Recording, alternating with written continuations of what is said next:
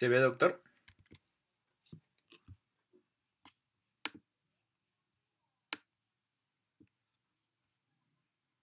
Sí se está viendo, Johan.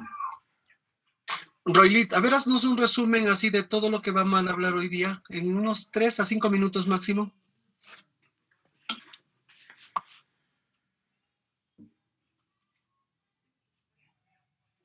Ya, doctor. Siguiente, por favor. ¿Se me escucha? Ya. Buenas tardes, compañeros. Profesor, vamos a presentar nuestra exposición sobre artritis séptica, ¿no? Primero, nuestros objetivos van a conocer la importancia de la artritis séptica como una emergencia reumatológica. Luego tenemos que definir el concepto de lo que es la enfermedad de la artritis séptica y esta, a la vez como clasificación que va a ser aguda y crónica. Luego tenemos que identificar cuáles son los estudios complementarios que nos van a ayudar a realizar un diagnóstico entero acerca de la artritis. Establecer diferencias entre los posibles microorganismos según su grupo etario de la enfermedad y vamos a conocer el manejo farmacológico y no farmacológico adecuado para dicha enfermedad, ¿no? Nuestra exposición relativamente se trata de ver todo lo que va a ser la enfermedad, ¿no? Y como bien sabemos, esta va a ser la inflamación de una articulación debido a una infección bacteriana o micótica. Y estas pueden estar causadas por diferentes grupos etarios, ¿no? Entonces, vamos a ver punto a punto el desarrollo de la enfermedad, ¿no?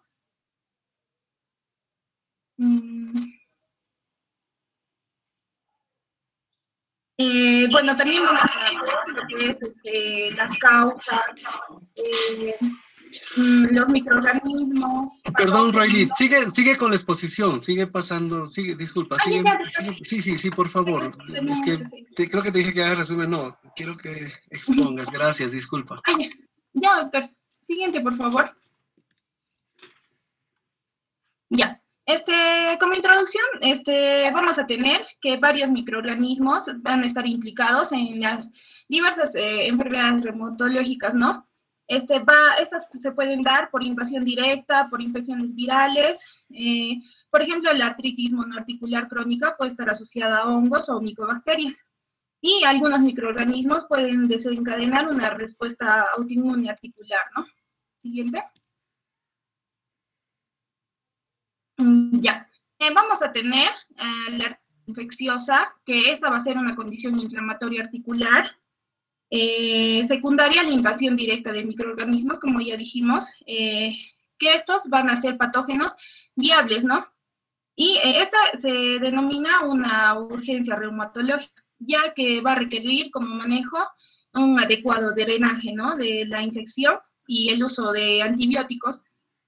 Y si esta va a ser retardada, esta nos va a poder causar a largo plazo un daño irreversible y también nos podría llevar a una discapacidad, ¿no?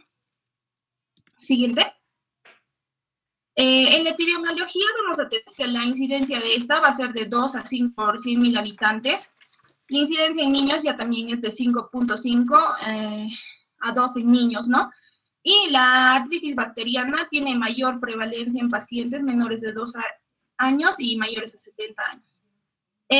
Ya también la incidencia en pacientes con artritis reumatoide es de 28 a 38 por 100.000 habitantes. Y la incidencia en pacientes con prótesis va a ser de 40 a 68.000 por 100.000 habitantes. Y en el 30% de los casos que van a presentar la artritis séptica, estas van a dejar secuelas funcionales, ¿no? Y la afectación en gran medida va a ser primero de rodilla, luego con un porcentaje, ¿no? De 55%, tobillo luego, muñeca, hombros y así sucesivamente hasta la articulación del pie, que va a ser con una afectación en menor escala de un 2%. Siguiente. Ya también en la fisiopatología vamos a tener que las bacterias van a entrar en el espacio articular, ¿no? Van a invadir estas y la bacteriemia va a ser transitoria o persistente. Esta se puede dar por un trauma penetrante, por una cirugía, por artroscopías, artrocentesis, por una osteomielitis o una bursitis. Entonces, luego de esto tenemos que va a haber una sinovitis inflamatoria aguda. Y luego de esta va a haber una respuesta inflamatoria de la membrana sinovial, lo cual va a producir una hiperplasia de las células sinoviales y va a haber, se va a producir, ¿no?, un influjo de células inflamatorias y por lo cual ya sabemos va a haber una liberación de citoquinas y proteasas, ¿no?, todos los factores desencadenantes. Y esta nos puede llevar a una pérdida irreversible del hueso subcondral. Siguiente. En la patogenia, esta se va a dar por 3 vías, que puede ser vía hematógena, por continuidad y por vía directa. La vía hematógena, en este caso de la enfermedad, va a ser desde un foco que podría ser un foco respiratorio, enfermedad de una neumonía. Luego podemos tener un foco urinario que podría producirse por una pielonefritis o también puede ser gastrointestinal y cutánea, ¿no? También una vía va a ser por continuidad y va a ser un poco adyacente como lo que son las osteomielitis o abscesos en las partes blandas, ¿no?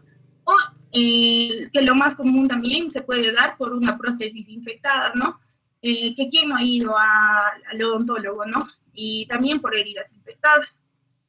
Por vía directa, ya también va a producirse por una punción articular en un 0.02%. Entonces, que no es lo más común, ¿no?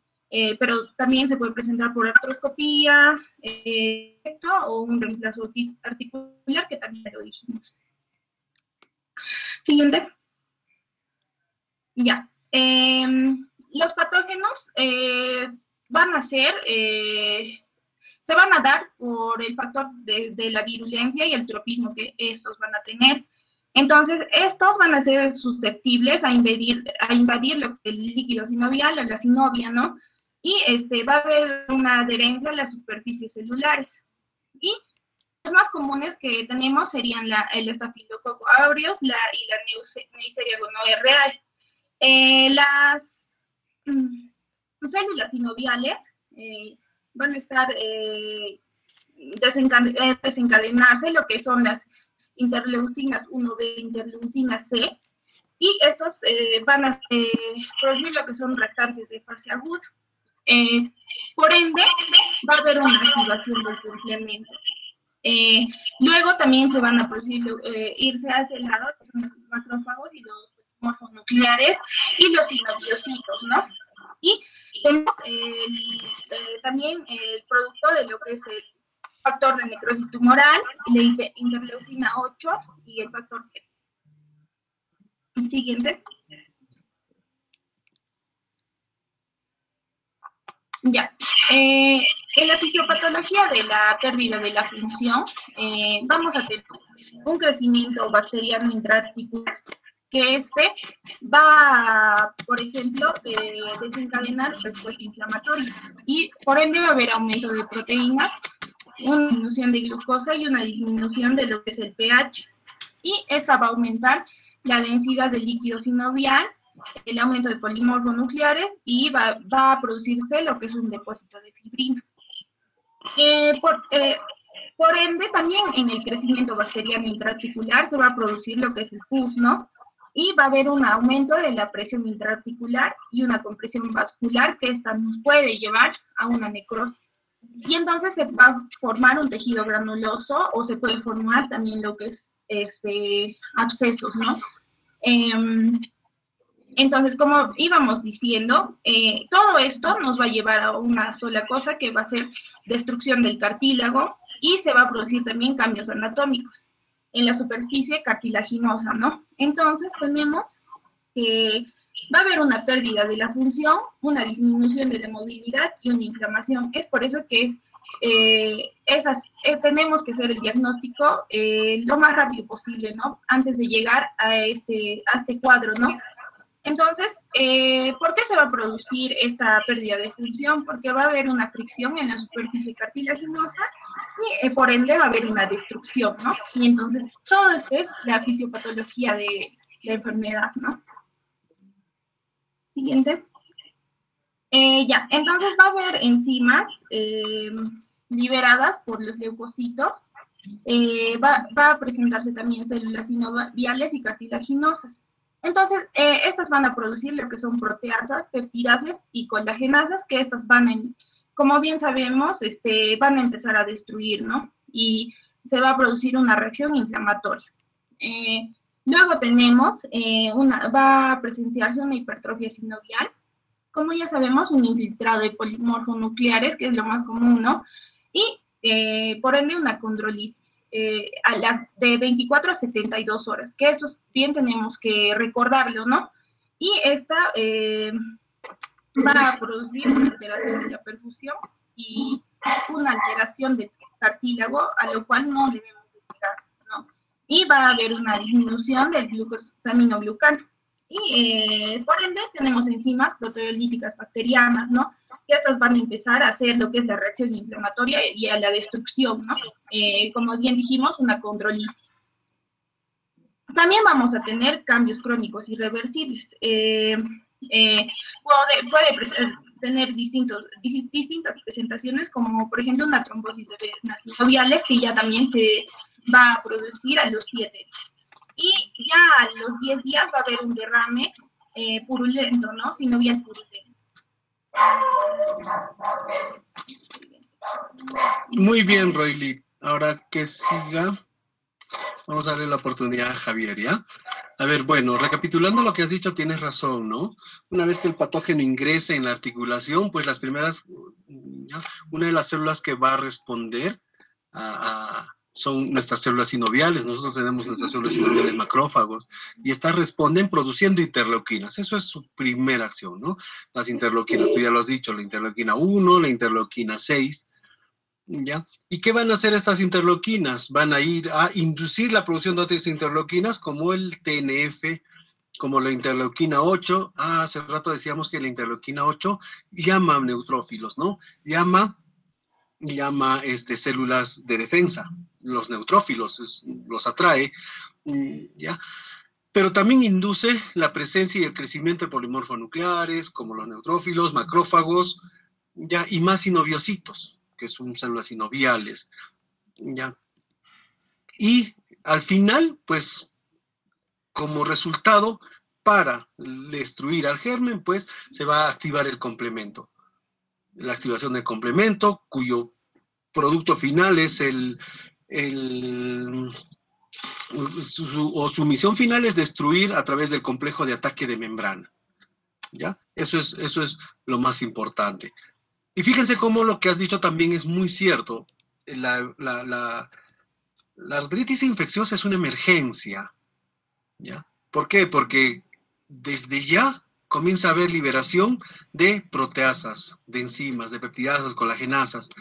¿Y qué hacen estas colagenasas? Pues son enzimas que destruyen el tejido, ¿ya? Entonces, por esa reacción inflamatoria comienzan a producirse estas enzimas, ¿ya? Que van a ir a destruir el tejido, de tal manera que en el lapso de 72 hasta 72 horas más o menos, nosotros vamos a tener hipertrofia sinovial, vamos a tener condrolisis. ¿Ya? Entonces, fíjense cómo yo voy a tener, ya a las 72 horas ya voy a comenzar yo a destruir mi cartílago.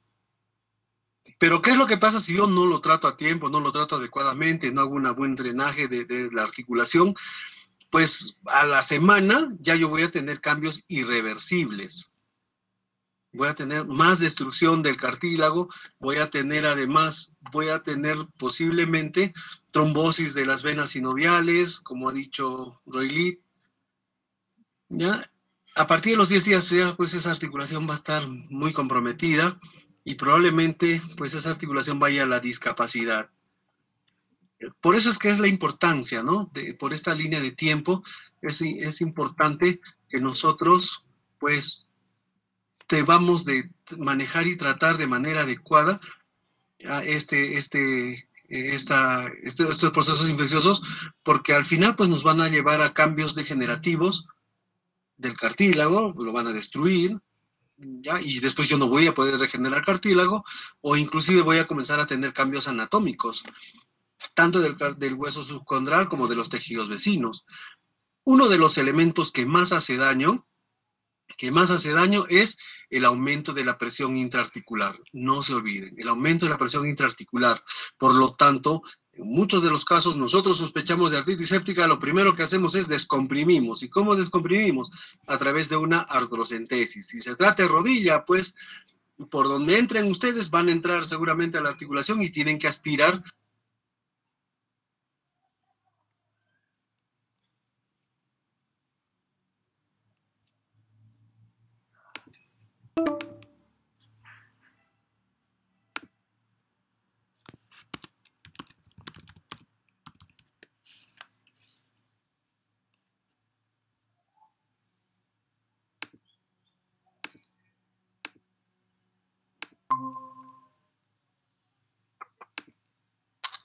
Un momento, doctor, creo que Johan la saca del sistema.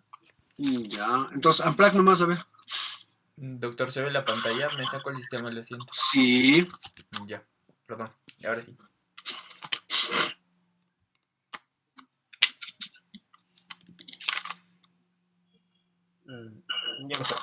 Continuando con la exposición, vamos a ver que en la microbiología el microorganismo responsable va a depender principalmente de los factores del riesgo que va a tener el hospedero y las circunstancias epidemiológicas. Ejemplos de esto, podemos ver que podemos pensar en Staphylococcus aureus. Si vemos una monoartritis en un niño que no va a tener ningún factor de riesgo, como vamos a ver más adelante cuáles son. Vamos a pensar en Neisseria gonorrhoeae, en una paciente joven sexualmente activa que tenga lesiones en la piel y una poliartritis migratoria. O podemos pensar en Staphylococcus coagulasa negativo, en una monoartritis de una articulación protésica en un adulto. Principalmente lo más común que vamos a encontrar va a ser la artritis séptica no gonocócica, de etiología principalmente del Staphylococcus aureus, cuyos cultivos van a ser positivos solo en un 78 a 80%. Y siendo el Staphylococcus aureus como el Streptococcus son los bacterias más comunes que vamos a encontrar en un adulto con capacidad de artritis séptica. Siguiente, por favor. Ya, en cuanto a la etiología, los microorganismos aerobios gram positivos vamos a encontrar que va a producir el 80%, seguido de los anaerobios gram negativos que va a producir solo el 20%. Y dentro de estos anaerobios gram positivos, el Staphylococcus aureus va a ser, como ya dije, más frecuente en un 60%, seguido de lo que va a ser el Streptococcus beta hemolytic en un 15%, luego el Streptococcus pneumoniae en un 5%. Y dentro de los Streptococcus beta hemolíticos vamos a encontrar el Streptococcus pyogenes y el Galactiae. Siguiente. Ya, en cuanto a algunas asociaciones epidemiológicas que podemos dar a los agentes causales, vamos a ver que en un paciente normal, la edad del paciente va a influir mucho en cuáles microorganismos puede afectar. Por ejemplo, en un paciente menor a los 2 años, podemos pensar más en un Staphylococcus aureus o una enterobacteria. Si este va a ser mayor a 2 años, también en Staphylococcus aureus y el Streptococcus pneumoniae. Y si es un adulto, podemos pensar también en Staphylococcus aureus, en Neisseria gonorrhoeae o puede ser una enterobacteria. En muestras especiales podemos ver en pacientes que tienen una enfermedad articular crónica, una diabetes mellitus o otra enfermedad de la piel, podemos pensar en un Staphylococcus aureus. Pero si este va a ser usuario de drogas parenterales o endovenosas, podemos pensar también en Staphylococcus aureus, pero también en Pseudomonas aeruginosa. En cuanto a situaciones especiales que puede tener hueso, puede haber invasión articular por mordeduras, por ejemplo. Si esta va a ser por perro, podemos pensar en una Pasteurella multosia. Si va a ser por humano, una Quinella corrodens. Si va a ser por una rata, por el Streptobacillus multiforme. En cuanto a inoculación directa, podemos pensar en Pseudomonas aeruginosa, en Staphylococcus aureus, en nocardio también. Y si es por prótesis o implantes articulares, también podemos pensar más por el Staphylococcus aureus. Siguiente, por favor. Ya. Continuando las asociaciones, podemos ver que si es una mujer donde durante su ciclo menstrual o sea gestante y tenga múltiples lesiones en la piel, como he dicho antes, podemos pensar en una Neisseria gonorrhoeae, pero también una Neisseria meningitis. Si va a ser por monodeuro humana, puede ser también una infección por Limicromania o también por Equimia corroides, Bacterium nucleatum. Si es por monodeuro de gato o perro, puede ser Pasteurella mutósida, por rata, puede ser Streptobacillus multiforme. Si hay exposición a lo que va a ser garrapatas, puede ser Borrelia burgdorferi. En cuanto al consumo de productos lácteos no pasteurizados, puede ser la brucela principalmente. Si va a ser usuario de drogas endovenosas, puede ser la pseudomonas, como dije antes. Y en pacientes inmunosuprimidos puede haber también predisposición más a bacilos gram negativos. Siguiente. Ya, entonces, este cuadro es importante ya que nos va a mostrar los microorganismos según el grupo etario. Por ejemplo, en adultos, nuestro fuente, como habíamos visto antes, va a ser el Staphylococcus aureus y el Streptococcus pneumoniae, seguido también de los Streptococcus determinantes de los grupos de Huntsville A, G y B, puede haber Neisseria gonorrhoeae o algunas interbacterias. Y los infrecuentes puede haber la pseudomonas, puede ser Helicobacterium tuberculosis, Haemophilus, Neisseria, Pasteurella, entre otros. En cuanto a los niños, sean 5 años o mayores a este, la frecuencia o los más frecuentes van a ser por este grupo aureus. La Haemophilus influenzae se vio antiguamente pero ya que está disminuyendo su incidencia, ya que hay vacunas frente a por lo cual ha reemplazado a la Quinguela. También podemos ver el Streptococcus del grupo A, Streptococcus pneumoniae, y en adolescentes podemos pensar más en lo que es la Neisseria gonorrhoeae, debido a que tienen a ver si tienen una actividad sexual. Ya, en cuanto a infrecuentes, podemos pensar en una salmonella, Haemophilus influenzae, o Neisseria meningitis, o Neisseria gonorrhoeae. En cuanto a neonatos, más frecuente va a ser el Staphylococcus aureus, va a ser los Streptococcus del grupo B, puede ser entre bacterias, y infrecuentes podemos encontrar la Pseudomonas, Haemophilus influenzae. En cuanto con prótesis, principalmente lo que va a ser por Staphylococcus aureus o Staphylococcus coagulasa negativos. Los menos frecuentes puede ser Polycomb, Enterococos, Streptococcus, Enterobacterias y entre otros. Siguiente, por favor. Ya. En cuanto a las manifestaciones clínicas, puede presentar de la siguiente forma. Primeramente, como es una infección, va a manifestarse como fiebre. El edema puede ser articular, puede haber un dolor articular y una rigidez de lo que va a ser articulaciones. Clínicamente, el cuadro clínico de artritis séptica va a ser una articulación dolorosa, que puede estar agudamente edematizada, con un rango de movimiento disminuido, junto con fiebre y escalofríos. Ya, en un anciano o un paciente inmunosuprimido, no vamos a pensar que no puede ser una aguda, vamos a pensar que más va a ser una crisis crónica. Y las articulaciones afectadas con mayor frecuencia, siendo tanto en niños como en adultos, va a ser la rodilla, como ya dijimos antes, un 40-50%, seguido de la cadera de un 3-20%, luego el hombro de un 10-15%, luego la muñeca de 5-8%, luego el codo 3-7% y el tobillo de 6-8%. Siguiente, por favor. Ya.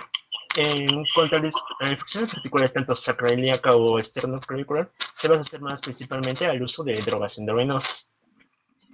Si va a afectar tanto a la articulación sacroiliaca, pues podemos pensar más lo que va a ser por una brucela, mientras que una artritis séptica esternoclavicular puede ser más relacionada a cateterismo de la vía venosa central. Eso es clave. Ya. En la mayoría de los casos, la artritis séptica va a ser monoarticular de un 80-90%, pero sin embargo, un 10-20% puede ser poliarticular. Siguiente, por favor. Ya, acá podemos ver diferentes imágenes, como se va a presentar esto. Como podemos ver, la imagen A va a ser correspondiente a un codo, donde podemos ver que hay una regulación, puede estar caliente, puede estar dolorosa, como ya dije, puede haber disminución del rango de movilidad. En cuanto a la imagen B, también vemos que va a afectar a la mano. Hay cierto enrojecimiento, como dije, mismas características. Puede estar con dolor, puede haber pérdida de lo que va a ser la movilidad. En la C podemos ver que ya también hay una tumefacción importante, podemos ver que va a haber rubor, puede estar dolorosa. Y en cuanto a la D, podemos ver que esto le está afectando a la rodilla, puede haber rugosidad, puede estar aumento de volumen o tumefacción, y puede estar dolorosa y puede haber una disminución del rango de movilidad. Siguiente, por favor.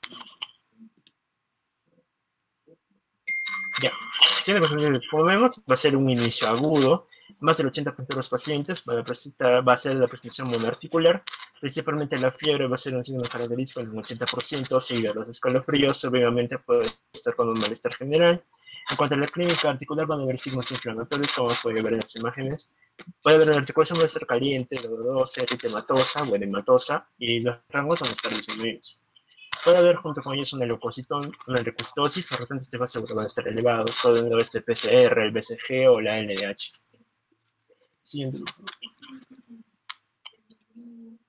Ya. En cuanto a los factores de riesgo, el más importante de este va a ser si el paciente va a contar con una artritis inflamatoria o degenerativa de base. Siendo un ejemplo, la artritis reumatoide.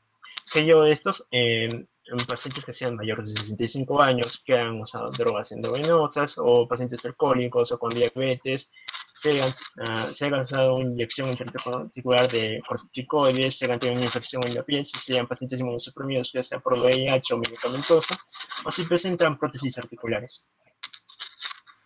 Muy bien, Javier. Que siga María Alejandra, por favor. Doctor, buenas tardes. Buenas tardes. Entonces, fíjense cómo creo que uno de los gérmenes mayormente implicados en las artritis sépticas es el Staphylococcus aureus, ¿no? Antes nosotros manejábamos datos ahí, neonatos, otro tipo de gérmenes, el hemófilos, de niños menores de 2 años, otros gérmenes. En cambio ahora pues se sabe de que la mayor parte de los gérmenes asociados a infecciones musculoesqueléticas son el Staphylococcus aureus. Por lo tanto, pues eso no nos sirve para nosotros, como ahí dice, ¿no? El 60% de las infecciones, pues de los gram positivos, fíjense cómo los gram positivos constituyen el 80% de las infecciones y los gram negativos el 20%. Y de los gram positivos de ese 80%, el 60%, casi la mayoría, pues son por Staphylococcus aureus. Esto nos sirve, ¿por qué? Porque si yo tengo un proceso infeccioso articular y no tengo la posibilidad de cultivo, o el cultivo me demora 4 o 5 días, pues tengo que arrancar un tratamiento pensando justamente en este Staphylococcus aureus, ¿ya? Porque después ya pues yo veré pues si es prótesis, si es ancianito, si tiene artritis reumatoide, si lo he punzado, etcétera, pero creo que en muchos de los casos pues a la emergencia nos van a llegar o les van a llegar este tipo de pacientes y ustedes tienen que actuar de manera rápida. Y en relación a la clínica, ¿no? No se olviden, monoartritis aguda. Monoartritis aguda. Ya es una articulación agudamente enferma. A ver, pon tus láminas. Ya, como dice ahí, es monoarticular en el 80% de los casos. Es raro oligoarticular, es raro poliarticular. Cuando es oligoarticular, pues nosotros pensamos a veces en gonocosia, ¿no? Sin embargo, en bacteremias así, por gérmenes comunes o no gonocósicas, pues en el 80% de los casos monoarticular, ¿ya? Y como ustedes han visto en las imágenes, pues hay un eritema local, eso de alguna manera caracteriza, ¿no? Como en la rodilla, hasta piel de gallina parece, pero, perdón, piel de gallina se llama, ¿no? O piel de naranja, perdón, en esa zona. En esa zona de local, lo que nos hace pensar, pues, que podemos tener dos cosas, ¿no? Una infección a la cabeza o una enfermedad por gota. Cuando ustedes han visto enfermedad por cristales, pues seguramente también se acuerdan las imágenes, también tienen eritema local. Ya ahí vemos un codo, aunque ese codo más parece una bursitis, ¿no? Pero bueno, que también las bursitis infecciosas pues son una emergencia. Ahí tienen también la quinta metacarpofalángica de la mano, la esternoclavicular. Entonces, la rodilla, la cabeza es la articulación más frecuentemente afectada. Ya, la rodilla, no se olviden, la rodilla es la articulación más frecuentemente afectada. Le sigue la cadera, ya especialmente en niños, ¿no? Los hombros, la muñeca, el tobillo, el codo, o sea, y también pues las articulaciones acroiliacas, las esternoclaviculares y cualquier otra articulación, o como las que ustedes ven ahí, ¿no? La metacarpofalángica. Ya, entonces, la sospecha clínica es importante, no se olviden, monoartritis aguda. Peor si el paciente tiene fiebre, peor si el paciente tiene reactantes de fase aguda elevados, peor si el paciente tiene astenia, dinamia, malestar, o sea, un síndrome tóxico infeccioso. Ya, a ver, sigue, por favor. Ya, doctor. Entonces tenemos que prestar bastante atención en los factores de riesgo para esta artritis séptica. Según el libro de Molina, vemos que uno de los factores más importantes es una artritis inflamatoria degenerativa de base, o sea, previa, ¿no? Que, por ejemplo, principalmente es la artritis reumatoide. Acá también hacen una relevancia en la edad. Para ellos, para Libre Molina, la edad mayor de 65 años es un factor de riesgo. El uso de drogas intravenosas vimos que se relacionaba más principalmente con las infecciones articulares en las articulaciones sacroiliacas y esternoclaviculares, ¿no? El alcoholismo, porque son pacientes que presentan una predisposición, ¿no?, a hacer bacteriemias. Entonces, es una puerta de entrada también para la artritis séptica. Diabetes mellitus, porque son pacientes que también, ¿no?, son propensas a infecciones. Inyecciones intraarticulares de glucocorticoides, porque como dije, uno, van a ser puertas de entrada, y dos, los glucocorticoides son en sí, pueden llegar a ser inmunosupresores, ¿no? Si los usan en cronicidad. Infecciones en piel, porque van a ser también puerta de entrada. Inmunosupresos, VIH y uso de medicamentos que generen inmunosupresión. Y una prótesis articular, ¿no? Siguiente. Entonces, este es el cuadro de factores de riesgo para la artritis séptica del libro de Kelly, en el que hay una de las mayores diferencias que encontramos es el grupo etario, ¿no? La edad mayor de 80 años. En cambio, para Molina, el factor de riesgo es mayores de 65. Otro que haya una artritis séptica previa, ¿no? Una nefropatía terminal en hemodiálisis, pacientes que principalmente estén inmunosupresos o tengan predisposición a la inmunosupresión. También, ¿no?, hipogamaglobulinemias, principalmente estas van a ser susceptibles a las infecciones por micoplasmas. La deficiencia de los últimos componentes del complemento es una susceptibilidad para neisseria. Siguiente, por favor. Las principales complicaciones asociadas a la artritis séptica principalmente serían la degeneración del cartílago, que comienza en las 48 horas siguientes a la infección. Es por eso que esta entidad, o esta enfermedad, no es una emergencia, y es por eso que tenemos que actuar antes para evitar y poder bajar la morbilidad que tiene esta enfermedad, ¿no? También otras complicaciones son la distensión capsular, que puede producir una luxación patológica, el empiema articular y el flemón pericapsular. Pero tenemos que hacer hincapié en que esta es una emergencia reumatológica y actuar antes de las 48 horas con un tratamiento empírico, ¿no?, que lo vamos a ver después. Siguiente, por favor. Entonces, podemos afirmar que los cocos gram positivos van a provocar un proceso agudo asociado a síntomas generales, como vimos, ¿no?, hinchazón, dolor, entumecimiento, aumento de temperatura y la limitación de la movilidad. En cambio, los bacilos gram negativos la clínica es menos,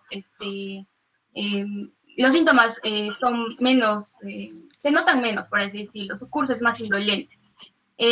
Son moderados los síntomas generales y las molestias son menos importantes, con lo que hace un diagnóstico que se demore, ¿no? Y existe mayor frecuencia de osteomielitis simultáneamente al hacer el diagnóstico, porque es un diagnóstico ya un poco más tardío que con la clínica de un coco gram positivo, que es un diagnóstico mucho más vistoso, ¿no? Hay hinchazón, dolor, hay aumento de temperatura, una limitación de la movilidad. Entonces, esa es una diferencia que también queríamos recalcar. Siguiente, por favor. Entrando ya al diagnóstico, el libro de Molina nos menciona que el gol estándar no hay un gol estándar en métodos laboratoriales. Principalmente el gol estándar es la opinión de un médico experimentado, o sea, hacer una buena historia clínica, hacer un buen examen físico y tener principalmente la sospecha diagnóstica, ¿no?, para actuar. El estudio imaginológico no es suficientemente específico ni sensible para dar diagnóstico definitivo, ¿no? Iniciaríamos con una radiografía, y tendría que estar en fases tal vez avanzadas para ver ya algo en la radiografía. En una ecografía podríamos ver efusiones, por eso que no es tan específico para hacer un diagnóstico. La historia clínica o el examen físico tienen poco valor diagnóstico. Dentro de esta, la artrocentesis diagnóstica es el principal paso, ¿no?, que vamos a obtener. Entonces, ¿qué pasa? Viene un paciente con toda la clínica que hemos dicho, ¿no? Hay una inflamación monoarticular. Lo primero que podríamos pensar es en una artritis séptica o en una artritis por cristales, ¿no? Como gota, pseudogota. Y entonces es por eso que primero lo que hacemos es sacarle una artrocentesis diagnóstica para poder estudiar el líquido sinovial. En le sacamos, ¿no? Hacemos un cultivo, principalmente, bueno, se menciona en la bibliografía que menos del 50% vamos a obtener un cultivo positivo para cualquier germen, ¿no? También es importante hacer la tinción Gram y el PCR, ¿no? Vamos a ver que el PCR es más rápido, pero igual también es más costoso y bueno, tiene pros y contras. Dentro de la artrocentesis diagnóstica, lo que vamos a ver, ¿no? La microscopía de luz polarizada, principalmente para descartar gota y pseudogota. Dentro de las precisiones diagnósticas de la historia clínica, la fiebre, los escalofríos tienen una sensibilidad más alta, sobre todo la fiebre, y una especificidad más baja. El edema y dolor articular, la sensibilidad es más alta y la especificidad es muy baja. Dentro de factores de riesgo, ¿no? La anamnesis, el interrogatorio que se le va a hacer al paciente es más específico que sensible. Y los análisis bioquímicos del líquido sinovial tienen más especificidad. Y, bueno, los restantes de fase aguda, que estén elevados, ¿no? Nos va a dar una alta sensibilidad. Siguiente, por favor. Dentro de la artrocentesis diagnóstica, que vimos que es el primer paso diagnóstico que se le hace a un paciente que venga con una clínica que nos sugiere, tenemos que drenar primero la articulación hasta la sequedad. Y, bueno, anotar de qué articulación hemos hecho el procedimiento, el volumen de líquido que hemos drenado y la descripción macroscópica, ¿no? Nosotros al sacar en la aguja, en la jeringa, vamos a ver si es hemático o no es hemático. Y si es un líquido hemático, lo principal que tenemos que hacer es descartar, hacer diagnósticos ya diferenciales, con traumatismos, con o sin fractura, anticoagulación manifiesta, ¿no? Un paciente que esté tomando, por ejemplo, nos menciona algún tipo de anticoagulantes, una hemofilia, otros trastornos hemorrágicos o una sinovitis vellonodular. En cambio, si el líquido es no hemático, tenemos que ver el color, la turbidez y la viscosidad, y esto obviamente no se va a llevar a estudiar. Siguiente. Entonces vamos a tener en el líquido sinovial que nos va a salir un líquido sinovial positivo, digamos, a un cultivo, a una tinción, al 60 al 90%. Pero cuando el líquido sinovial en su cultivo nos va a salir negativo, cuando el paciente previamente haya usado antibióticos, ¿no? O el germen que sea muy exigente para crecer, ¿no? O sea un inóculo muy pequeño. Principalmente tal vez una mala muestra, un germen que no pueda crecer tan rápido o que sea exigente para crecer, o simplemente un paciente que haya tomado antibióticos antes, ¿no?, de la artrocentesis. Entonces, las características del líquido sinovial que vamos a tener en esta enfermedad va a ser principalmente un líquido séptico. Entonces, ¿qué vamos a ver al color? Lo vamos a ver turbio, y lo principal es que la leucocitosis por milímetro cúbico va a ser mayor a 50.000 o mayor a 100.000, ¿no? Los neutrófilos van a ser a predominio de polimorfos nucleares, va a haber consumo de glucosa, ¿no?, menores de 20 a 27, y las proteínas van a estar altas. Dentro de la artritis, hemos presentado un cuadro un poco comparativo entre la séptica y la inflamatoria, ¿Qué vemos, no? Que principalmente lo más importante es el cociente glucosa líquido sinovial, glucosa plasmática, que en la séptica está menos de 0.5 y en la inflamatoria está de 0.8 a 1. Y también lo otro importante es que en la séptica va a haber, ¿no? Las proteínas van a estar altas. Y lo otro importante es que en la séptica va a haber un cultivo positivo, ¿no? Vamos a encontrar algo. Va a haber una tinción también positiva, una tinción Gram. La presencia de leucocitos a predominio de polimorfonucleares, como indiqué, nos da un 99% de especificidad. Y las tinciones son positivas en un 50-80%. La tinción Gram, el 71% de una tinción Gram positiva, nos va a dar por Gram positivos, ¿no? El 40-50% por Gram negativos y el 25% por gonococos, ¿no? Esto es, claro, también tiene que ir de la mano con la epidemiología que tenga el tipo de paciente. Ya vimos que los agentes más frecuentes en diferentes grupos etarios, en diferentes grupos también de conductas sexuales. Entonces, es importante también tener esto en la mente, ¿no? También hacer una tinción de 100 Nielsen, pero principalmente esto se va a hacer en una artritis séptica crónica. El cultivo se recomienda inocular líquido sinovial en frascos de hemocultivo aerobio y anaerobio porque han demostrado un mayor rendimiento que el cultivo convencional. Si no se concluye el diagnóstico, o sea, si no tenemos un cultivo positivo, una tinción positiva, tenemos que optar por serología, nueva muestra sinovial o una biopsia de la membrana sinovial, ¿no? Tenemos otras alternativas. Siguiente, por favor. Bueno, el PCR, como estaba indicando, ofrece un diagnóstico más rápido, va a salir más rápido que el cultivo, que la tinción, y lo importante es que va a tener una buena sensibilidad y especificidad, sobre todo en sospecha de nocardia o brucela. Las desventajas de este método diagnóstico es que hay una baja disponibilidad, ¿no? En todos los centros de salud van a tener la disponibilidad de hacerle pues un PCR líquido sinovial que salga que tenga el paciente, ¿no? Una falta de estandarización y ausencia de estudios prospectivos. Dentro de los estudios de imagen, nosotros vamos a iniciar, ¿no? Con lo más simple, que es una radiografía simple.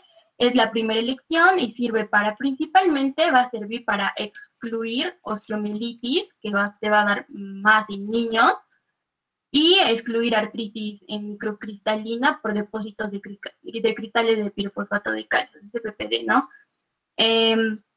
Y si vemos algo en la placa, nos va a sugerir una enfermedad que ya haya estado presente mayor de 2 semanas, ¿no? Es por eso que les hemos mostrado una línea de tiempo en el que se ve principalmente desde que inicia, se puede ser reversible hasta que ya es irreversible.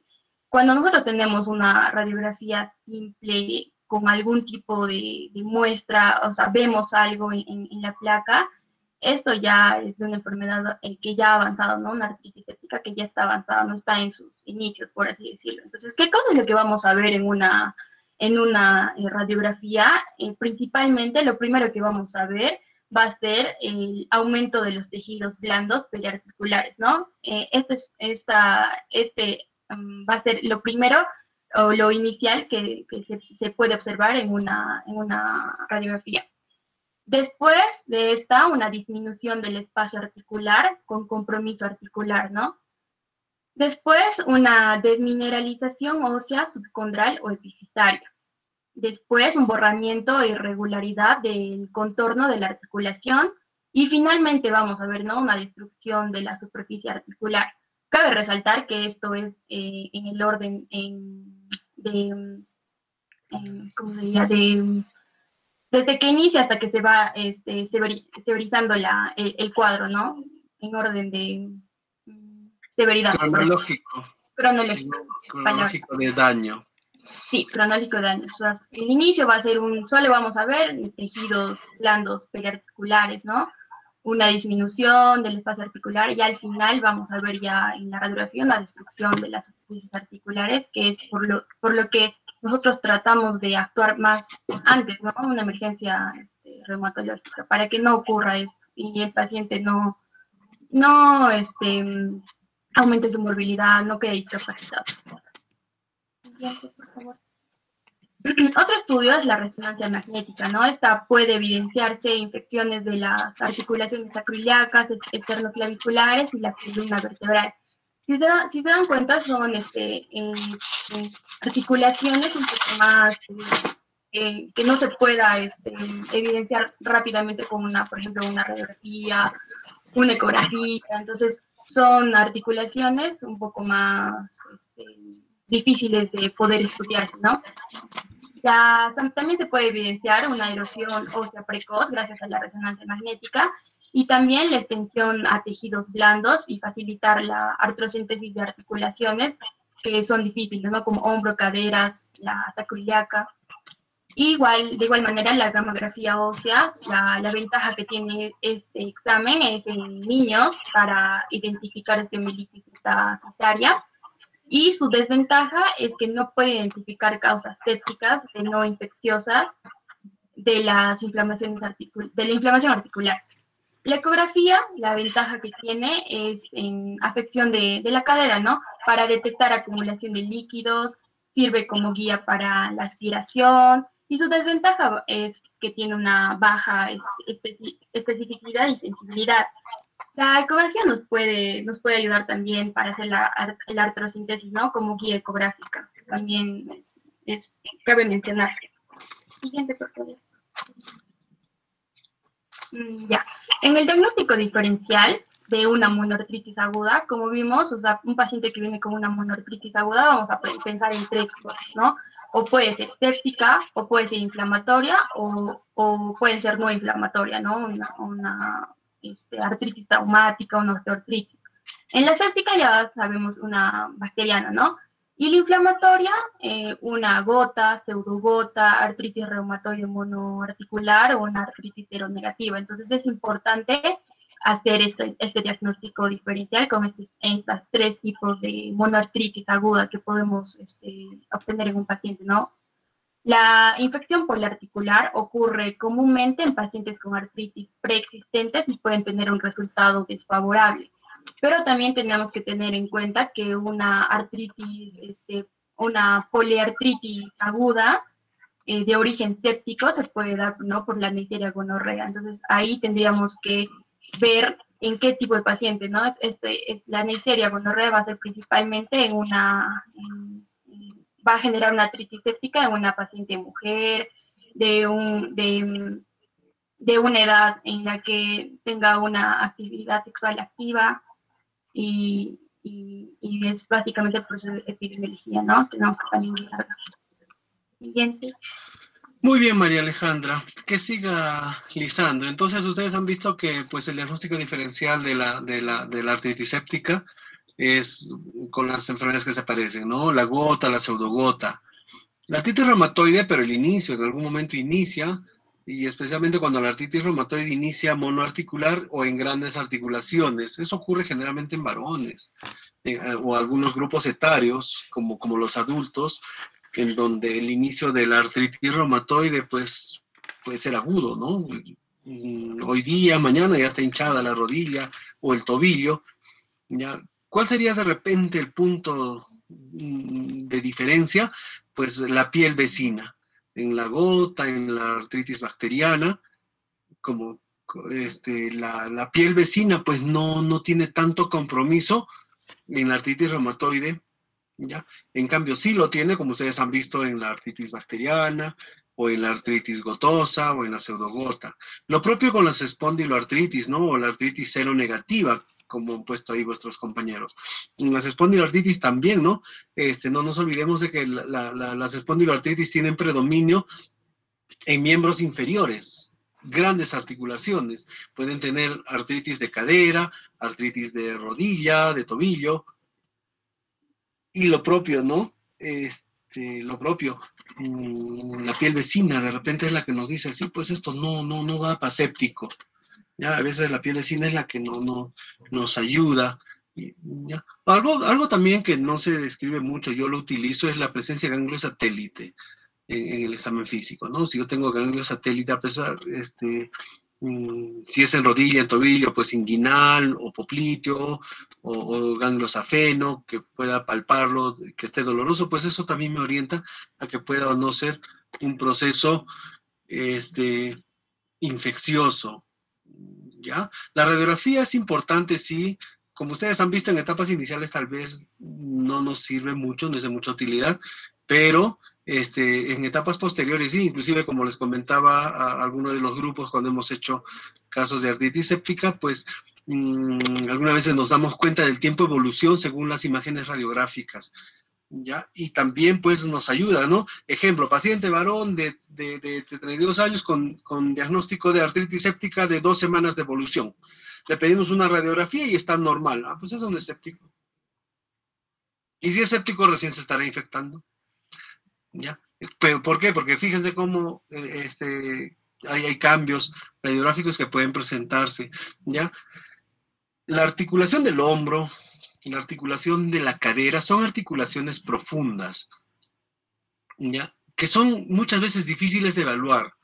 En una artritis de cadera, lo único que yo de repente tengo es la limitación funcional, el dolor, y cuando yo le haga el examen clínico, pues voy a tener una alteración a nivel de la movilidad pasiva. Pero eso a mí no me va a decir tienes artritis séptica, tienes artritis gotosa o tienes artritis reumatoide, ¿ya? En este caso, pues, lo más importante de repente en estos pacientes es hacer una ecografía, ¿ya? Claro, si yo le pido una radiografía, pues voy a tener que esperar a etapas tardías, cuando ya esté destruida la articulación, para decir, ah, sí, puede ser una séptica. Pero una ecografía, sin embargo, fíjense cómo la ecografía también tiene sus limitaciones, ¿no? Pero ¿para qué nos sirve, por lo tanto? Para hacer una punción, aspiración, ver el líquido, mandarlo a cultivo y arrancar el antibiótico. Porque seguramente si es que es una séptica, voy a ver un material purulento. Ya, claro, eso también se puede ver en la gota, ¿no? Pero ya por lo menos le aumentaré el tratamiento. Entonces, en las articulaciones profundas también hay que tener mucha precaución y ser también agresivos en el tratamiento. Y ahí dice desventajas, baja especificidad, baja sensibilidad, claro, ¿no? Porque yo con la ecografía solo voy a detectar líquido y nada más. ¿Ya? A ver, sigue, Lisandro. Ya, doctor.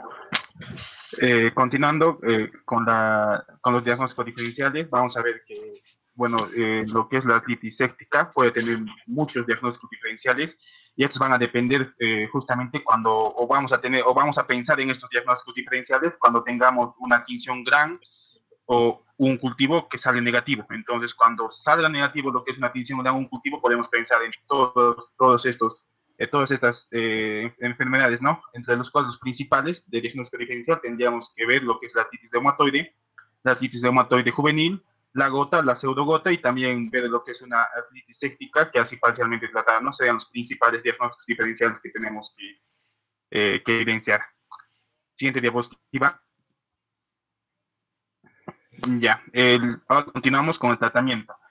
El tratamiento principalmente va a ser para favorecer lo que es la reparación endógena y favorecer lo que es la disminución, ¿no?, de la inflamación. ¿Y a qué nos referimos con reparación endógena?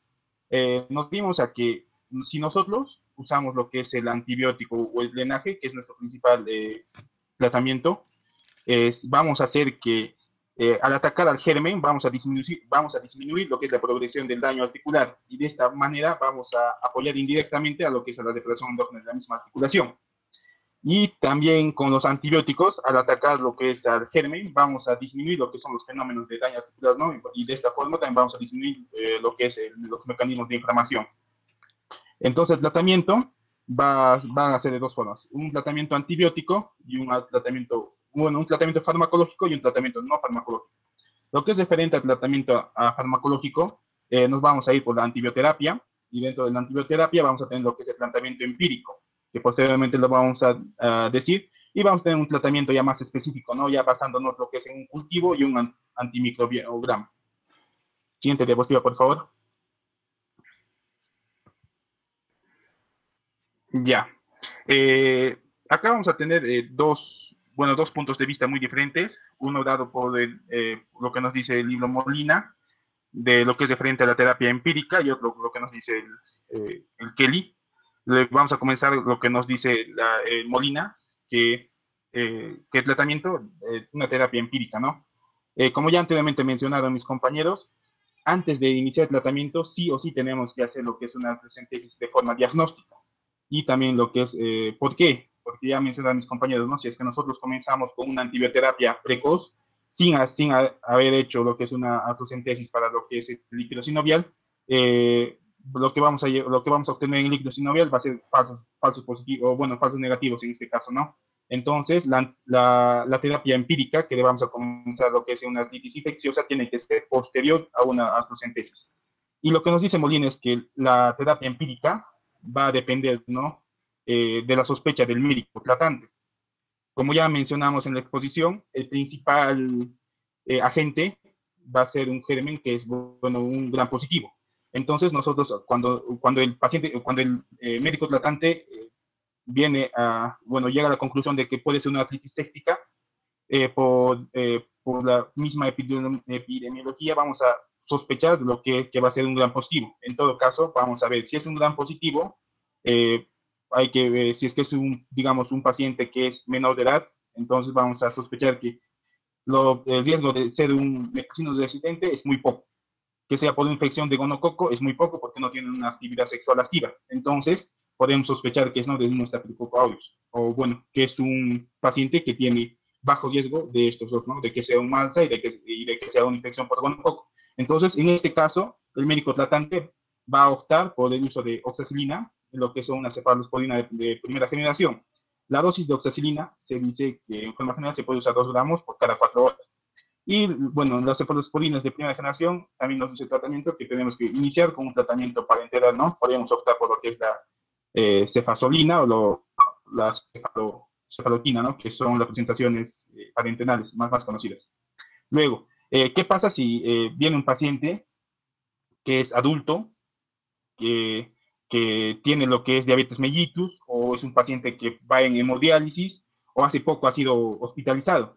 Entonces, el médico que está sospechando de una artritis séptica va a pensar que va a ser sugestivo a que este paciente tiene bastante riesgo de que sea un agente etiológico MALSA, ¿no? Entonces, como el médico tratante está sospechando de un MALSA, tenemos dar lo que es la vancomicina. ¿Y qué pasa si es que el médico tratante ya sabe que es está sospechando de una artritis séptica y es un joven? Y como ya mencionamos anteriormente, jóvenes que tienen una vida sexual activa se sospecha de una causa gonocócica, ¿no? Entonces, tenemos que darle ceftriaxona de forma empírica, que es una cefalosporina de tercera generación. ¿Y qué pasa si es un paciente, qué pasa si el médico llega a la conclusión que puede ser o está sospechando de que es un bacilo gram negativo? Entonces, ¿por qué? Porque es una persona mayor o es un inmunosupreso, entonces el cuadro clínico, como ya mencionamos, cuando es de un bacilo gram negativo, es tan florido como un gran positivo. Entonces, lo que puede optar el médico tratante en este caso sería justamente el pipetazo, lo más conocido, que es la piperacilina con tazobactam, y también un cefepime, ¿no? Que es una cefalosporina de cuarta generación. Ya, ¿y en qué tiempo y por cuánto tiempo tenemos que dar esta terapia empírica? Lo que nos dice Molina, bueno, el libro, es justamente que el tratamiento mínimo tiene que ser 3 semanas. Comenzar siempre con lo que es la antibioterapia de forma parenteral y posteriormente cambiar lo que es a un tratamiento que es vía oral, ¿no? ¿Y qué pasa si es que la articulación afectada va a ser la esternoclavicular o la sacroiliaca? En estos casos, la duración del tratamiento va a ser de entre 4 a 6 semanas. ¿Y por qué? Porque va a haber un riesgo de osteomielitis. Principalmente por eso el tratamiento es un poquito más largo, ¿no? O a comparación del anterior. Siguiente diapositiva, por favor.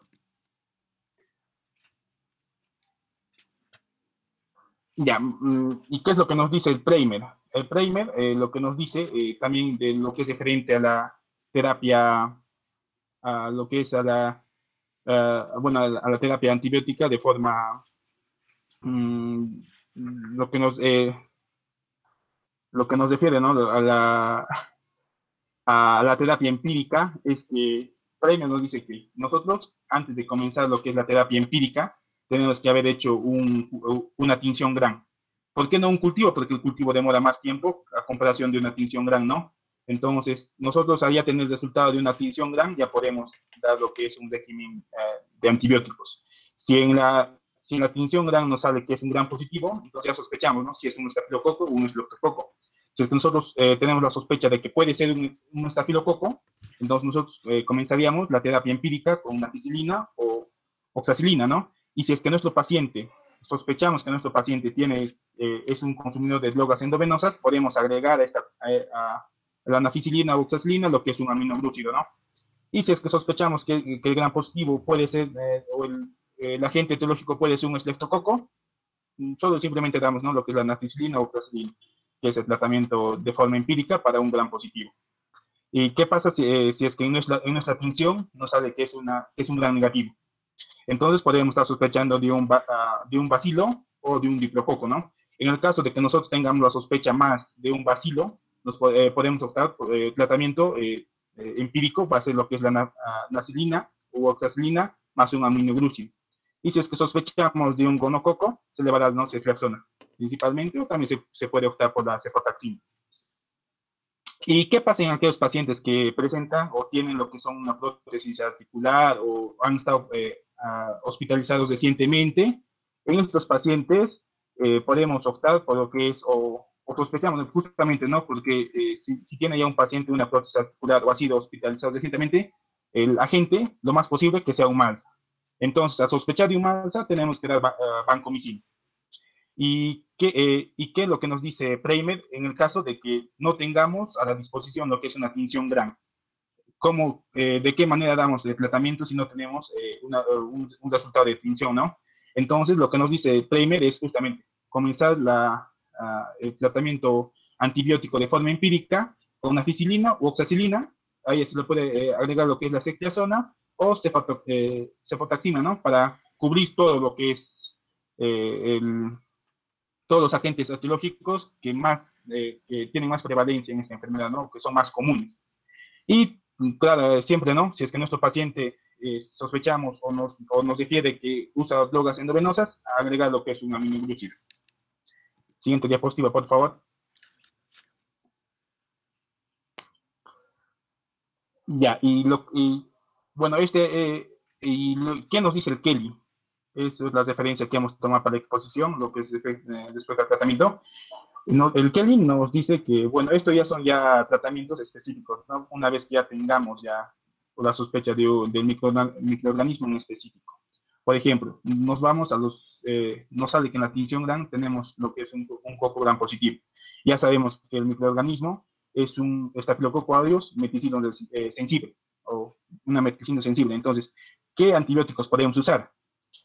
Podemos optar por la naficilina o oxacilina. Lo que nos recomienda más es optar por la oxacilina. ¿Y en qué dosis, no? Por la naficilina podemos optar en 2 gramos cada 4 horas, igual que la oxacilina. También podemos optar por otro antibiótico, que sería la cefazolina, que podemos dar de 1 a 2 gramos cada 8 horas. Y siempre de forma endovenosa, ¿no? Que ya anteriormente mencioné que la primera línea de tratamiento tiene que sí o sí ser endovenosa. Y ahora, ahora tenemos que en nuestra tinción gran nos sale que es un coco gran positivo, ¿no? Y ya sabemos que es un estreptococo. Entonces, ¿qué antibióticos podemos usar? Podemos usar lo que es la naficilina, la penicilina, la oxacilina principalmente, y una cefazolina, ¿no? ¿En qué dosis? Una naficilina en 2 gramos cada 4 horas, una oxacilina, 2 gramos cada 4 horas también, y lo que es una cefazolina, 1 a 2 gramos cada 8 horas. Y siempre recalcando que el tratamiento sí o sí tiene que comenzarse de forma endovenosa. Ahora, ¿qué pasa si es que nos sale que es un gran negativo? Y ya sabemos que es una Neisseria gonorrhoeae. Entonces podemos optar por 3 antibióticos principalmente, ¿no? Que es la ceftriaxona, la cefotaxima y el ciprofloxacino. ¿En qué dosis? La ceftriaxona podemos darle una dosis de 2 gramos cada 24 horas, una cefotaxima, 1 gramo cada 8 horas, y el ciprofloxacino podemos darlo lo que es 400 miligramos cada 12 horas. Y si es que sospechamos de un bacilo gran negativo, una enterobacteria, como puede ser un E. coli, un Proteus o una Serratia, podemos optar por dos medicamentos, ¿no? Principalmente, que es la ceftriaxona y la cefotaxima.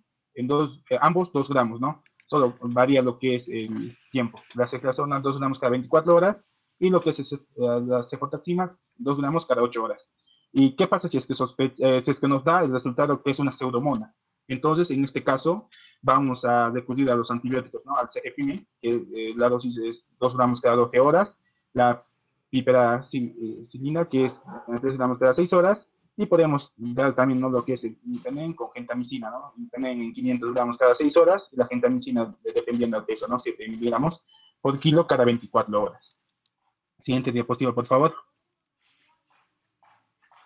Ya, ahora eso es de forma general, ¿no? Para los adultos. ¿Qué pasa si es que no podemos usar las mismas dosis en niños? Entonces, para ello, lo que nos dice Kelly es justamente, si es que nosotros tenemos un grupo etario que es en los neonatos, vamos a sospechar, ¿no? Como tanto por epidemiología y también ya corroborando, puede ser lo que es un estafilococo aureus, un estafilococo agalactiae, o puede ser también un bacilo gram negativo.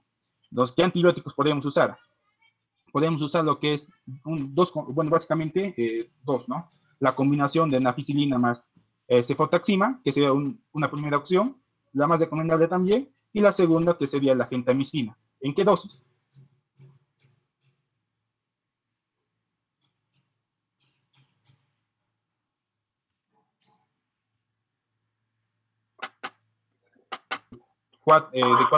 Llegando a una dosis máxima de 4, ¿no? Y bueno, 4 veces al día, mejor dicho, disculpe.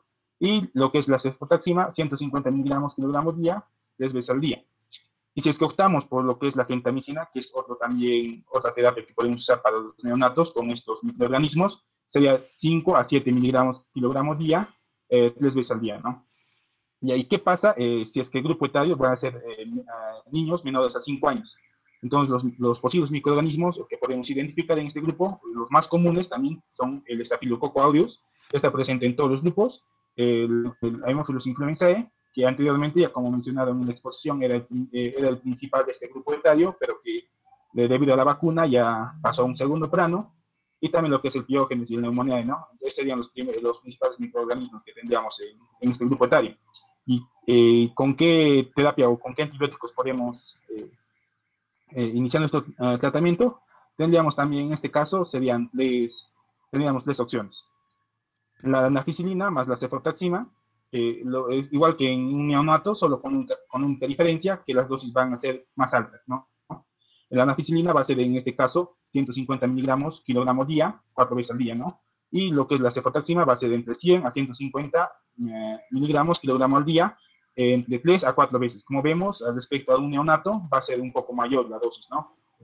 Y si es que podemos también preferir lo que es la otra opción, dar lo que es la ceftriaxona. Esta ceftriaxona podemos dar 50 miligramos kilogramo al día, 1 o 2 veces al día, ¿no? Y si es que tampoco queremos optar por este tratamiento, podemos dar lo que es la cefuroxima, ¿no? Que la dosis que nos recomienda es de 150 a 200 miligramos kilogramo día, ¿no? 3 a 4 veces repartidos en 3 a 4 veces durante el día. ¿Y qué pasa si nuestro grupo etario son niños mayores de 5 años?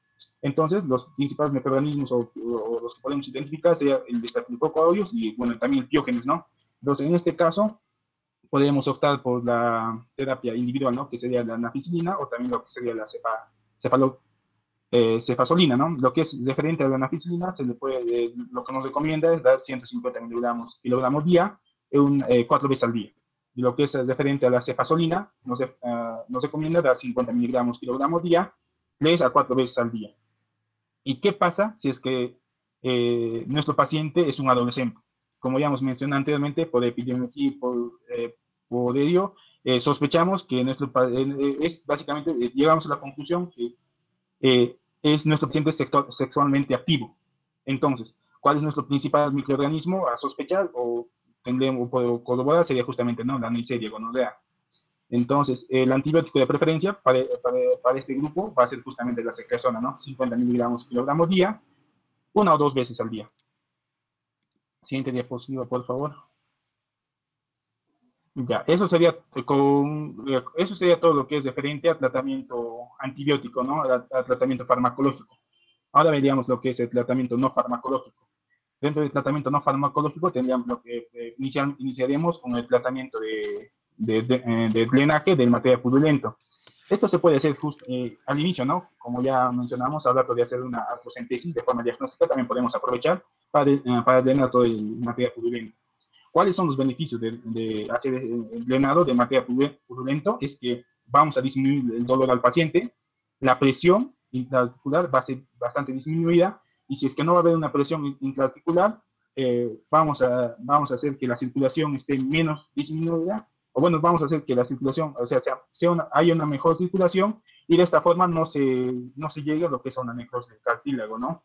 Y también vamos a generar lo que es, vamos a apoyar, ¿no? de una otra forma, lo que es disminuir lo que es el proceso inflamatorio.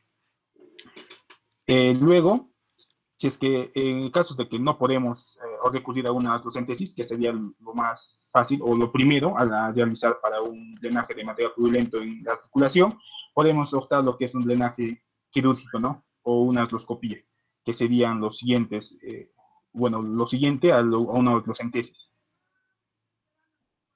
Y lo que nos recomienda, lo que hay que siempre hacer es la artrocentesis, o bueno, el drenaje del material purulento tiene que ser diario, tiene que ser hasta que ya no haya formación de la colección.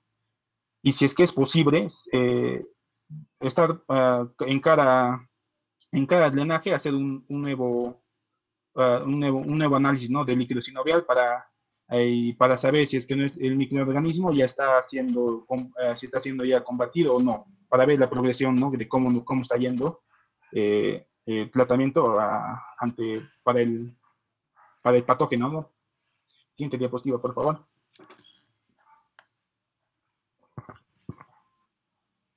Ya, ahora como dijimos, ¿no? Si es que nosotros por algún caso no podemos hacer la artrocentesis, tenemos que ir a lo que es a un tratamiento quirúrgico, ¿no? Para seguir drenando lo que es el material purulento. ¿Y en qué momentos optamos por lo que es un tratamiento quirúrgico? Va a ser justamente si es que la artritis va a ser va a ser localizada, o sea, va a tener un difícil acceso. Por ejemplo, puede ser en una cadera, en los hombros, o si es que es una articulación esternoclavicular, ¿no? Luego también vamos a optar como primera opción un tratamiento quirúrgico en aquellos pacientes que ya tengan artritis reumatoide como enfermedad de base. También podemos optar lo que es el tratamiento quirúrgico cuando vemos que al dar el tratamiento antibiótico y dar la artrocentesis no está habiendo ninguna mejoría. Entonces, podemos pasar lo que es a un tratamiento quirúrgico, ¿no?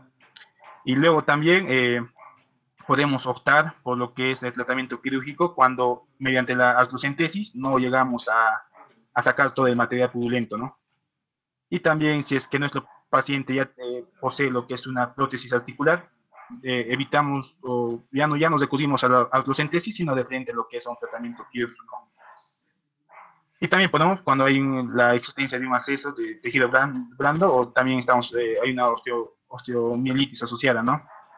Y también si es que hay una artritis séptica poliarticular, o cuando hay un retraso, ¿no? en el diagnóstico y en el tratamiento. Siguiente diapositiva, por favor. Ya, dentro del tratamiento no farmacológico tenemos otras medidas, ¿no? Que, por ejemplo, la literatura nos menciona que podemos usar lo que es una artritis séptica en niños, podemos usar cursos cortos de dexametasona, y de esta forma nos va a ayudar que la disfunción articular que va residual va a ser menos, ¿no? A comparación que del tratamiento normal. Y también nos va a ayudar el uso de dexametasona en los niños para que la duración de los síntomas sea más corta. Y lo que sí o sí no debemos hacer, o lo que no es recomendable, es mantener al paciente en reposo articular. ¿Por qué? Porque cuando nosotros mantenemos al paciente en un reposo articular, esto va a hacer que la nutrición en el cartílago sea bastante reducido, va a generar lo que son, ¿no? las retracciones osteomusculares, puede dar lo que es una osteoporosis regional, va a generar lo que es la atrofia muscular, y puede generar y por consecuente va a llevar lo que es una rigidez y un dolor. Y por estas dos causas se va a desplazar lo que es más en la recuperación. Entonces, ¿qué nos recomienda el libro Molina? Nos dice que tenemos que iniciar lo más rápido lo que es la rehabilitación física. Comenzar con ejercicios pasivos, luego pasar a ejercicios activos, y de esta forma vamos a preservar lo que es la funcionalidad articular, ¿no? Vamos a recuperar la función articular de un gran porcentaje. Siguiente diapositiva, por favor.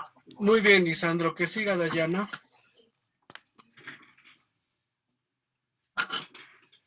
Ya, bueno, ahora vamos a hablar acerca del pronóstico de nuestros pacientes. Vamos a tener algunos factores que van a poder favorecer algún mal desenlace en el caso de la artritis.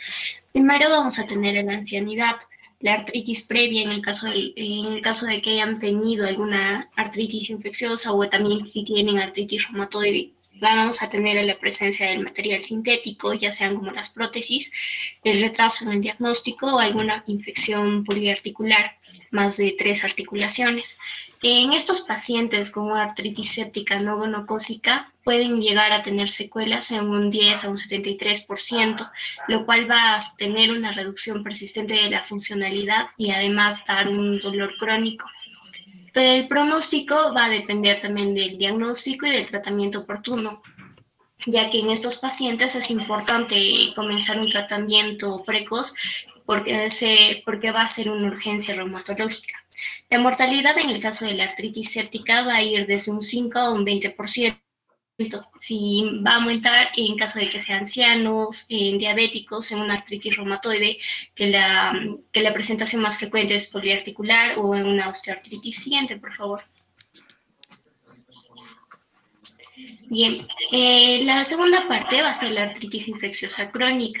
Este va a ser causado principalmente por gérmenes de crecimiento lento, y en estos van a estar comprendidos las micobacterias y los hongos, que va a causar una infección granulomatosa tanto de huesos y articulaciones, pero que son de lenta evolución. Entonces, por lo tanto, van a ser también de lenta evolución clínica y radiológica. La causa más frecuente va a ser la artritis granulomatosa, una tuberculosis osteoarticular, que su patrón etiológico, su etiología va a ser dada por el Mycobacterium tuberculoso, que es la primera causa de infección osteoarticular. Siguiente, por favor. Bien, en la clasificación vamos a tener 5 tipos. Uno que puede dar una espondilitis tuberculosa, el otro una artritis periférica o una osteomielitis tuberculosa. También vamos a tener que va a dar afecciones diversas en tejidos blandos, ya sea una bursitis, una tenosinovitis o una dactilitis.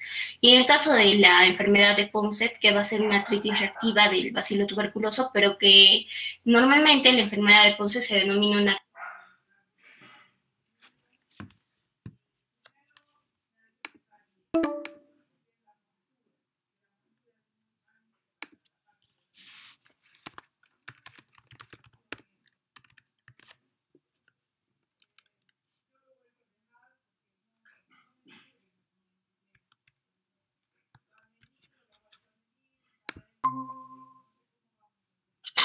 Vamos a esperar un ratito, ¿ya?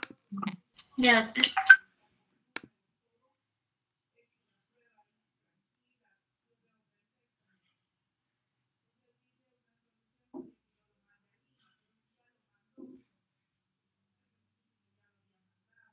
Siguiendo, por favor. Ya, bien, en la fisiopatología vamos a tener algunos factores de riesgo que van a predisponer a esta artritis infecciosa de tipo crónica. Entre ellas vamos a tener que los pacientes que sean con una edad mayor de 65 años, sean de género femenino, o además provengan de un país con riesgo epidemiológico de tuberculosis como es el Perú. Se ha dado que un 30 o un 50% de los pacientes van a referir un trauma local, un trauma directo. También que las enfermedades con compromiso articular crónico y el uso de inmunosupresores son un factor de riesgo para dar la artritis infecciosa crónica. En un 2 de cada 3 pacientes de VIH también van a presentar estas formas extrapulmonares de tuberculosis. Siguiente, por favor. Pero bien, entonces el compromiso articular del Mycobacterium tuberculosis va a ser dado por una diseminación hematógena principalmente que tiene un foco primario a nivel pulmonar, ya sea en ganglios linfáticos o en vísceras. Entonces, las infecciones por articulaciones periféricas diartroideales van a derivar de un foco adyacente de osteomielitis. Vamos a tener que en los estadios tempranos se va a dar una sinovitis con edema.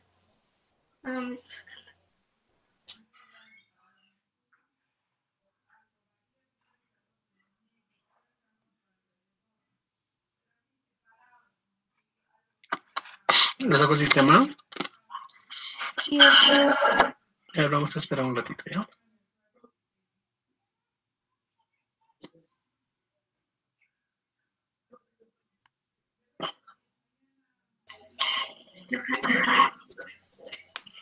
Entonces, en los estadios tempranos vamos a tener una sinovitis con edema, lo cual va a producir ya signos inflamatorios y una restricción al movimiento de las articulaciones, pero ya posteriormente vamos a tener una formación del tejido de granulación que va a inducirnos a su vez a derrames y una formación del panus, una inflamación de la sinovia. Entonces, lo que va a llevar, por lo tanto, a la lesión del cartílago que se va a iniciar a nivel periférico de la articulación y ya después va a progresar hasta la zona subcondral. Todo esto va a alterar la nutrición del cartílago y posteriormente una pérdida del mismo. Siguiente, por favor. Bien, entonces, tenemos algunos factores también que nos va a llevar a una reactivación de la enfermedad. Entre estos son traumas previos, cirugías, si hay un compromiso articular por enfermedades inflamatorias, o también si hay procedimientos que van a involucrar la articulación.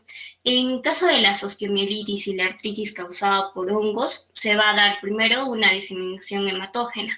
También puede deberse por una inoculación directa de una fuente externa, como es un trauma, o en caso de cirugía o inyección articular.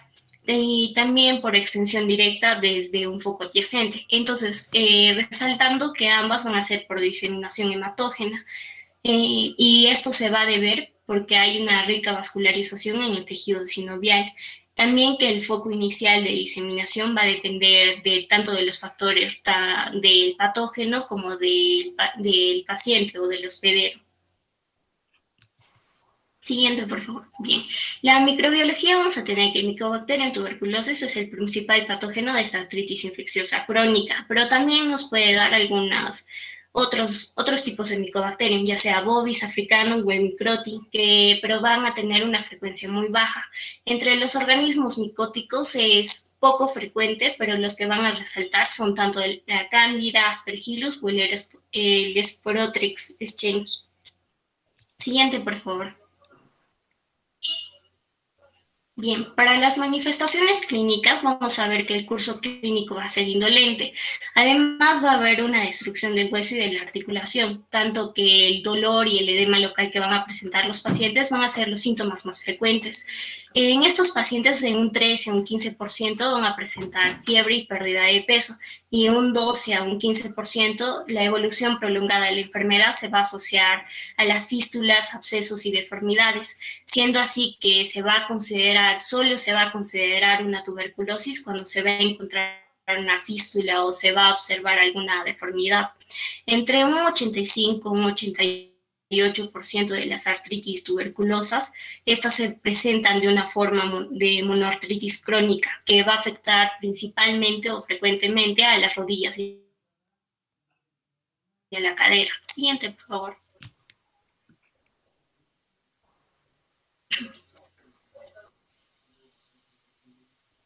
Bien, entre otras manifestaciones que vamos a tener va a ser la dactilitis tuberculosa. Este va a constituir entre un 2 a un 3% y va a comprometer principalmente a los metacarpianos, a los metatarsianos y a las falanges. La enfermedad de Ponset, como les dije, va a ser una forma de poliartritis simétrica o también denominada artritis reactiva, pero con cultivos negativos. En caso de que presentemos una artritis micótica, indica que cualquier articulación se puede afectar, pero más frecuentemente van a ser las rodillas, que son articulaciones grandes, mientras que al examen de las artritis micóticas vamos a tener ya dolor, edema, eritema, también una limitación al movimiento y un derrame articular, siendo que las artritis micóticas van a tener un diagnóstico más lento, o se va a dar ya después el diagnóstico. Siguiente, por favor. Bien, en el caso del diagnóstico vamos a tener tanto los estudios de laboratorio, los estudios microbiológicos o los estudios de imagen, pero lo más importante es que el médico tiene que tener la sospecha para hacer el diagnóstico tanto de una artritis infecciosa por hongos o micobacterium. Entonces, la biopsia sinovial va a ser positiva en un 90 o un 94%. Y en sin embargo, que el hallazgo de infección granulomatosa no va a ser específica, más una necrosis gaseificante es más específica que En la exploración, la coloración de Ciel Nielsen de líquido sinovial va a ser positiva en un 20 o un 40%. En la citoquímica no es específica, pero va a haber un moderado incremento en el número de los leucocitos. Además, también un incremento de las proteínas, y mientras que la glucosa va a estar baja. Para la prueba de tuberculina va a ser en un 50 o un 90% positiva. Mientras que los cultivos vamos a tener que estos se van a tomar de especímenes profundos como el hueso, el contenido del absceso, o de la membrana sinovial, incluso del líquido sinovial. El cultivo del líquido sinovial va a ser positivo en un 80%, pero si se toma el cultivo de la membrana sinovial, este va a ser positivo en un 90%. Siguiente, por favor. Bien, en el caso de que tengamos una artritis tuberculosa, vamos a tener a la tríada de Pfenister, que se va a dar por una disminución tanto de la densidad mineral ósea yuxtaarticular, las erosiones óseas periféricas y una pérdida gradual del espacio articular. Para la tuberculosis espinal vamos a tener que hay un compromiso anterior del cuerpo vertebral y este se va a diseminar al cuerpo adyacente. Y a su misma vez vamos a tener que la evaluación por resonancia magnética, en sospecha de artritis tuberculosa podemos encontrar tanto sinovitis, un derrame, erosiones centrales y periféricas. También podemos encontrar un panus activo y crónico o abscesos, que a diferencia de otros vamos a tener que es de un anillo delgado y suave. También para la resonancia magnética, que tiene mayor sensibilidad en los cambios, por ejemplo, como una compresión espinal o una radicular, o que es más sensible para abscesos epidurales o interdiscales. Para las artritis micóticas se da en el caso del líquido articular, que este va a ser turbio, además de tener características inflamatorias, y el recuento leucocitario va a ir entre 3.000 a 25.000 células por metro cúbico, y además tienen como un predominio de polimorfos nucleares. Siguiente, por favor. Ahora, en el caso del tratamiento, vamos a hacer por el esquema antituberculoso. Esta duración va a ir entre 6 a 9 meses. En caso de que sean los pacientes con infecciones por micobacterias sensibles. La terapia prolongada se va a dar en los pacientes cuya respuesta no es adecuada o se va a mostrar alguna resistencia, mientras que el tratamiento quirúrgico va a ser para drenar tanto abscesos y corregir deformidades. Para la artritis por hongos, ya también vamos a tener la combinación de la terapia antimicótica, que va a ser por cada germen, es específico para cada germen, y el debridamiento quirúrgico que se va a hacer. Siguiente, por favor. En el caso del pronóstico, vemos que un 90-95% van a responder muy bien al tratamiento y no es necesario que van a llegar hasta 9 meses de tratamiento.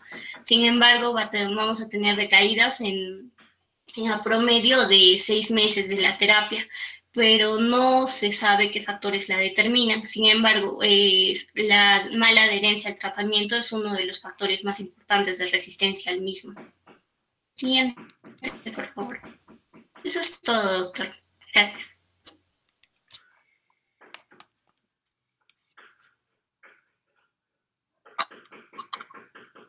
Muy bien, me ha gustado vuestra exposición. ¿Alguna pregunta? por parte de vuestros compañeros.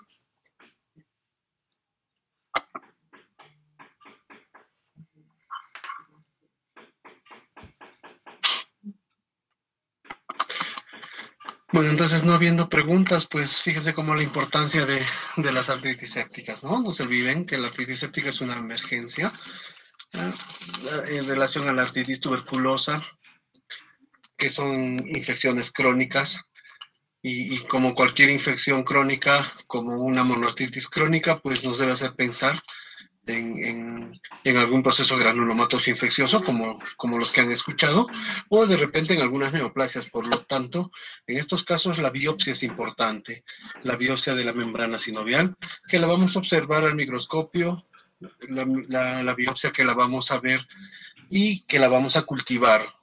Ya ustedes han visto que la tinción del Nielsen pues es la específica para el bacilo tuberculoso.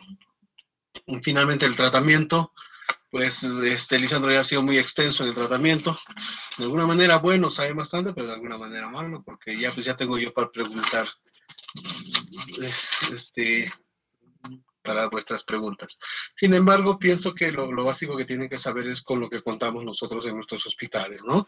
Clina, Oxa, dicloxacilina en algunos casos. Entonces, pues, si contamos con oxacilina, pues eso tenemos que saber manejar, especialmente ustedes cuando van a estar en primer nivel. Ya en un tercer nivel como en esto, de repente pues utilizamos Vancomer o utilizamos algunas veces, no sé, creo que nunca he visto utilizar peracilina sulbactam, o tazobactam, pero bueno, siempre hay que tenerlo presente esos tratamientos, ¿ya? ¿Alguna pregunta? Entonces, no habiendo preguntas, nos vamos a ver el próximo jueves. ¿Ya? Que les vaya muy bien. Buenas tardes. Felicitaciones al grupo. Muy bonita su exposición.